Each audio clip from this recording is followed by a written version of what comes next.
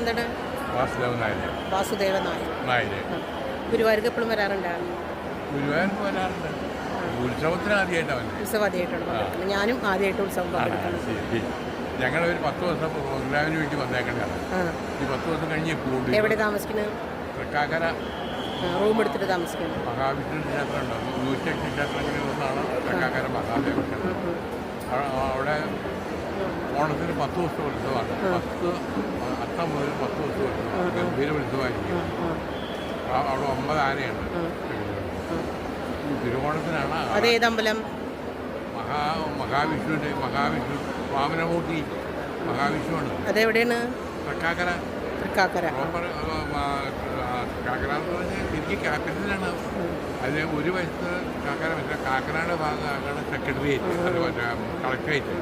ഇങ്ങനെ വെച്ചിട്ട് യൂണിവേഴ്സിറ്റി ഉൾപ്പെടുന്നതാണ് ഈ തൃക്കാക്കര. ഇപ്പോൾ ഗുരുവായൂരപ്പനെ പറ്റിയിട്ട് എന്താ പറയണമെന്ന് വെച്ചാൽ അതാണ് എനിക്ക് അറിയേണ്ടത്. ഗുരുവായൂരപ്പനെ പറ്റി പറയുകയാണെങ്കിൽ നിങ്ങൾക്ക് എന്തെങ്കിലും ഒരു അത്ഭുതം സംഭവിച്ചിട്ടുണ്ടോ ജീവിതത്തിൽ? എന്തെങ്കിലും കൃഷ്ണനെ വിചാരിച്ചിട്ട് നടന്നിട്ടുണ്ടോ? കൃഷ്ണൻ്റെ ഒരു അനുഗ്രഹത്തെ പറ്റി എന്തെങ്കിലും 4 വാക്ക് പറയാം.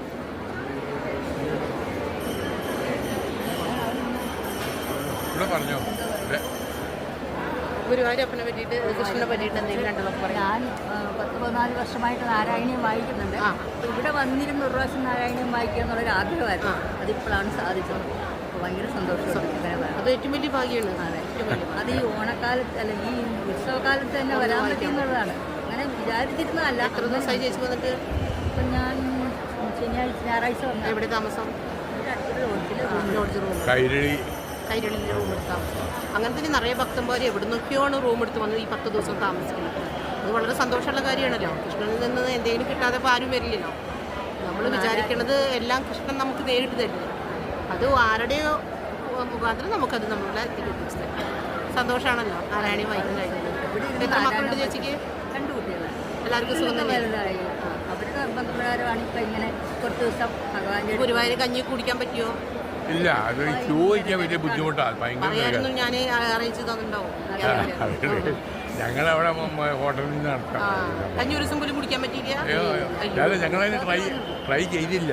ചെയ്യായിരുന്നു കൃഷ്ണന്റെ ഒരു ലേശം കഞ്ഞി കുടിക്കാൻ ഒരു നേരം. നല്ലതല്ല, ഒരു ഭാഗ്യമില്ല. ശരി ശരി.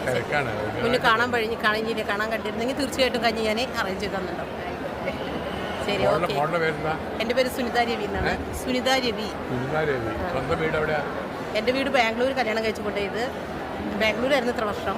ഇപ്പോൾ ഞാനിവിടെ ഒരു ഫ്ലാറ്റ് മേടിച്ചു കൃഷ്ണൻ്റെ അവിടെ. ആ ഫ്ലാറ്റിൽ താമസിക്കാൻ വേണ്ടി കൃഷ്ണൻ്റെ അനുഗ്രഹം എനിക്ക് വരാൻ കഴിഞ്ഞു. 30 കൊല്ലമായി, പക്ഷെ വരാൻ കഴിഞ്ഞപ്പോഴാണ്